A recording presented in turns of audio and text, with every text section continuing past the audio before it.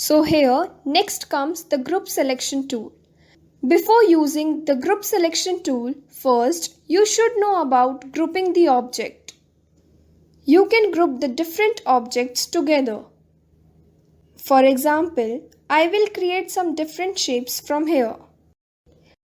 Like this.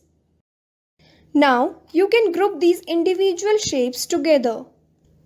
You can do it by selecting these shapes together, and after selecting here, go to Object menu and click Group. The shortcut key for grouping the different objects together is Ctrl G. You can simply press Ctrl G to group the objects together.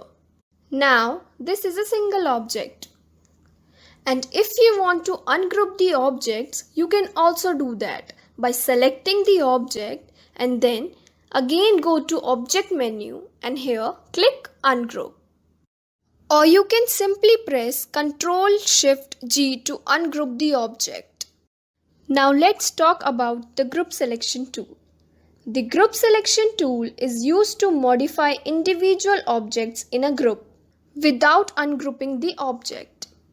For example, as you know here, these objects have been grouped here. Now, if you want to change the color of some of the shape without ungrouping, you will use the Group Selection tool.